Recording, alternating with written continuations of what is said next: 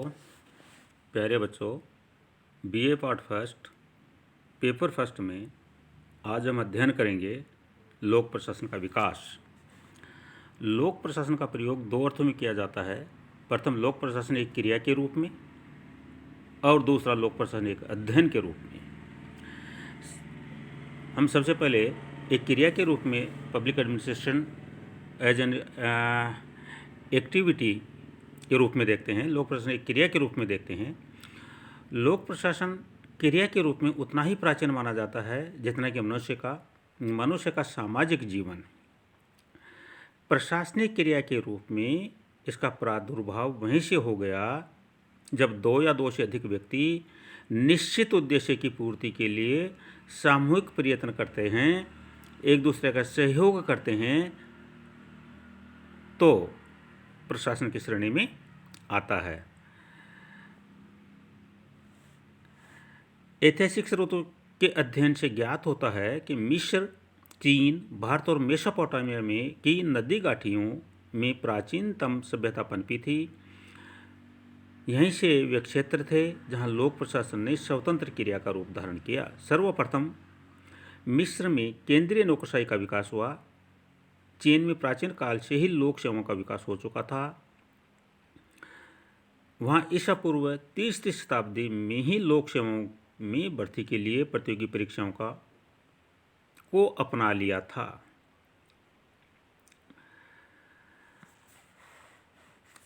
अब आता है लोक प्रशासन के अध्ययन के विषय का विकास क्रम। इसके विकास क्रम को हम 5 चरणों में बांट सकते हैं। पहला चरण 1887 से लेकर 1926 तक, दूसरा चरण 1927 से 1937 तक और तीसरा चरण 1938 से 1947 तक, चतुर्थ चरण 1948 से 1970 तक और पांचवा चरण 1971 से अभी जो चल रहा है। इसमें सबसे पहले चरण में हम ये देखते हैं कि लोक प्रशासन का जन्म हुआ। जन्म कहाँ से माना जाता है? लोक प्रशासन की जन्मस्थली अमेरिका मानी जाती है। लोक प्रशासन में अमेरिका के वुड्रो विल्सन नाम के जो विद्वान हुए हैं, उन्होंने 1887 में एक लेख लिखा।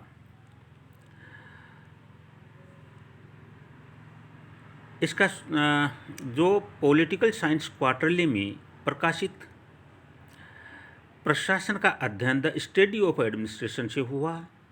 विल्सन प्रिंसटन विश्वविद्यालय में राजनीति शास्त्र के प्राध्यापक थे जो आगे चलकर अमेरिका के राष्ट्रपति भी बने। 1987 में प्रकाशित प्रशासन का अध्ययन नामक लेख में उन्होंने राजनीति और प्रशासन को पृथक बताते हुए कहा, एक संविधान का निर्माण सरल है पर उसे चलाना कठिन। उन्होंने चलाने के क्षेत्र के अध्ययन पर बल दिया जो स्पष्टता है प्रशासन ही है। राजनीति और लोक प्रशासन में अलगाव बताने वाले विद्वानों ने विल्सन प्रमुख थे। अन्य देशों की तुलना में अमेरिका में लोक प्रशासन के अध्ययन का विशेष बल दिया गया। वहाँ प्रशासन एक विज्ञान के रूप में विकसित हुआ। ड्वाइट वाल्डो ने वुड्रो विल्सन को शास्त्र के रूप में लोक प्रशासन का जन्मदाता बताया। फ्रैंक जे गुडनाउ ने 1900 में अपनी राजनीति और प्रशासन नामक प्रकाशित पुस्तक में यह तर्क प्रस्तुत किया कि राजनीति और प्रशासन दोनों अलग अलग हैं, क्योंकि राजनीति राज्य इच्छा को प्रतिपादित करती है और प्रशासन का संबंध इस इच्छा को क्रियान्वित करने से है। 1914 में अमेरिकी राजनीति विज्ञान संघ द्वारा एक प्रतिवेदन प्रकाशन किया गया जिसमें यह कहा गया कि सरकार में काम करने के लिए दक्ष व्यक्तियों की पूर्ति करना राजनीति शास्त्र के अध्ययन का लक्ष्य है। यह इसका ये प्रभाव पड़ा कि लोक प्रशासन को राजनीति विज्ञान का एक महत्वपूर्ण अंग मानकर अमेरिका में लोक प्रशासन का व्यापक अध्ययन होने लगा। सन 1926 में एल डी वाइट द्वारा लोक प्रशासन की प्रवेशिका introduction to the study of public administration प्रथम पाठ्य पुस्तक के रूप में प्रकाशित हुई। प्रथम चरण की प्रमुख विशेषता दो रही, लोक प्रशासन का जन्म और राजनीति व प्रशासन में अलगाववाद। अब दूसरा चरण शुरू होता है 1927 से 1937 तक। इस चरण का प्रारंभ सन 1927 में एफ.डब्ल्यू. विलोबी की लोक प्रशासन के सिद्धांत प्रिंसिपल्स ऑफ पब्लिक एडमिनिस्ट्रेशन नामक पुस्तक के प्रकाशन से हुआ। जैसा कि इस पुस्तक के शीर्षक से स्पष्ट होता है, विलोबी ने यह विचार प्रतिपादित किया कि लोक प्रशासन में अनेक सिद्धांत होते हैं और इन सिद्धांतों के क्रियान्वयन से लोक प्रशासन में सुधार हो सकता है। विलोबी की पुस्तक संसार में लोक प्रशासन पर प्रकाशित द्वितीय पुस्तक थी। इसके पश्चात लोक प्रशासन पर अनेक विद्वानों की पुस्तकें प्रकाशित हुई, जिसमें प्रमुख थे Mary Parker Follett, Henry Fayol, D मोनेरेली आदि। 1937 में लुथर गुलिक और एल उर्विक ने प्रशासन विज्ञान पर निबंध नामक ग्रंथ का संपादन किया।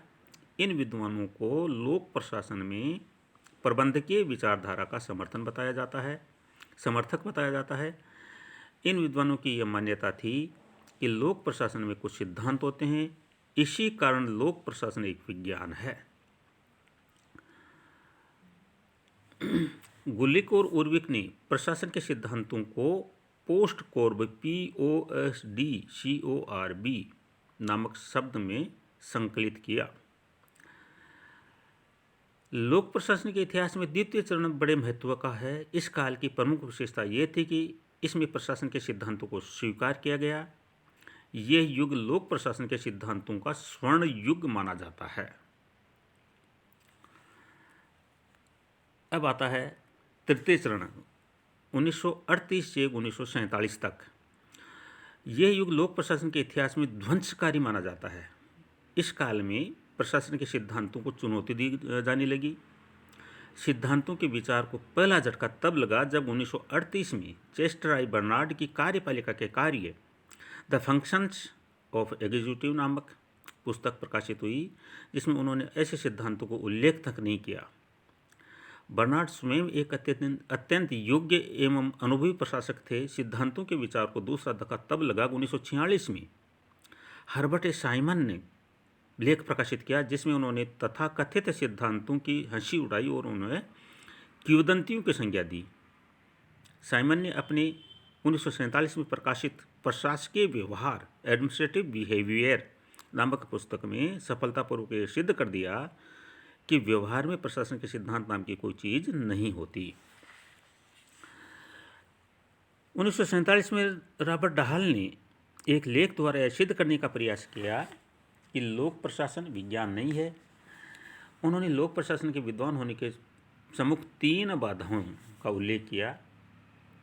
विज्ञान का मूल्य शून्य होना, जबकि प्रशासन मूल्य बहुल है। मनुष्य के व्यक्तित्व में भिन्नता के कारण प्रशासनिक कार्यों में विभिन्नता आ जाती है। सामाजिक ढांचा जिसके अंतर्गत प्रशासन पनपता है भी प्रशासन के विज्ञान होने की एक प्रमुख बाधा है। तीसरे काल की तृतीय चरण की विशेषता ये थी प्रशासन के सिद्धांतों की आलोचना और चुनौतियाँ। अब आता चतुर्थ चरण 1948 से 1970। यह काल भी लोक प्रशासन के संकट का काल रहा। इस विषय पर प्राप्त उस समय तक की समस्त उपलब्धियों को ही नकार दिया गया। साइमन द्वारा आलोचना के परिणाम स्वरूप सिद्धांतवादी विचारधारा पूर्णतः धराशायी हो गई। यहाँ तक कि विषय के अस्तित्व को खतरा उत्पन्न हो गया। लोक प्रशासन कोई एक विषय है भी नहीं है या नहीं, इस पर वाद विवाद होने लगा। इसे स्वरूप की संकटावस्था, क्राइसिस ऑफ आइडेंटिटी के नाम से जाना जाता है। विषय के सम्मुख खतरा देखकर कुछ विद्वान क्षेत्र छोड़कर राजनीति शास्त्र में लौट आए। राजनीति शास्त्र में लोक प्रशासन का पहले जितना महत्व नहीं रहा। लोक प्रशासन के प्रति सौतेले व्यवहार किया जाने लगा। लोक प्रशासन अकेलापन अनुभव करने लगा। जिन विद्वानों ने लोक प्रशासन के मैदान को नहीं छोड़ा था, वह एक विकल्प की खोज में जुट गए। गंभीर विचार और प्रयासों के परिणाम स्वरूप उन्होंने एक विकल्प खोजा। ये विकल्प था प्रशासनिक विज्ञान। लोक प्रशासन, व्यापार, प्रबंध आदि मिलकर प्रशासन के विज्ञान की नींव डाल रहे थे। इसका विचार ये था कि प्रशासन तो प्रशासन है ही, फिर वह चाहे मिलों में हो या सरकारी दफ्तरों में। इस चरण में 1956 में एडमिनिस्ट्रेटिव साइंस क्वार्टरली नामक पत्रिका का प्रकाशन एक महत्वपूर्ण घटना माना जाता है। लोक प्रशासन के अस्तित्व को समाप्त होते देख कुछ विद्वानों को बहुत अखरता था। इस चरण की प्रमुख विशेषता थी लोक प्रशासन के अस्तित्व को खतरे के कारण इसका व्यापार, प्रबंध आदि से मिलकर प्रशासनिक विज्ञान की नींव रखना। और अंत में आता है पंचम चरण 1970 से लेकर जो चल रहा आज तक। तृतीय और चतुर्थ चरणों में संपूर्ण लोक प्रशासन विषय को ही झकझोर दिया था। लोक प्रशासन सिद्धांत ही नहीं बल्कि विषय को दी गई चुनौती एक प्रकार से विषय के लिए वरदान सिद्ध हुई। चुनौतियों से मनुष्य महान होता है, शास्त्र भी ऊंचे उठते हैं, तपने के प्रसाद सोने में चमक अधिक आती है। ऐसा ही लोक प्रशासन विषय के साथ हुआ। विषय पर गहन अध्ययन और गंभीर वाद विवाद हुए, उसका सर्वांगीण विकास हुआ। राजनीति शास्त्र के विद्यार्थी इसमें सदैव से ही रुचि रखते थे। अन्य अनेक शास्त्रों के विद्वानों ने लोक प्रशासन के क्षेत्र में आकर इसकी सेवा की। अर्थशास्त्र, मनोविज्ञान, समाजशास्त्र, एंथ्रोपोलॉजी आदि के विद्वान इस विषय में रुचि लेने लगे। इसके फलस्वरूप लोक प्रशासन अंतर्विषयी, इंटरडिसिप्लिनरी बन गया। कहा जाता है कि आज के समय में सामाजिक विज्ञानों में यदि कोई विषय सर्वाधिक अंतर्विषयी है तो वह लोक प्रशासन ही है। कुछ समय पहले तक लोक प्रशासन में पश्चिमी देशों को भी अध्ययन किया जाता था। लोक प्रशासन संस्कृतिबद्ध, कल्चर बाउंड होता ही है। इसी विचार से इस पंचम चरण में लोक प्रशासन में शोध कार्य एशिया व अफ्रीका के देशों में भी, जहाँ की संस्कृति भिन्न थी, किया जाने लगा। लोक प्रशासन एक संस्कृति के घेरे से निकलकर विभिन्न संस्कृतियों के संपर्क में आया। इससे तुलनात्मक लोक प्रशासन अस्तित्व में आया। साथ ही विषय के लगभग सभी देशों का ध्यान अपने आर्थिक विकास की ओर गया और उसके द्वारा विकास कार्यक्रम आगे। फलस्वरूप विकास प्रशासन का प्रादुर्भाव हुआ। अतः इस युग की प्रमुख देन है तुलनात्मक लोक प्रशासन तथा विकास प्रशासन। धन्यवाद।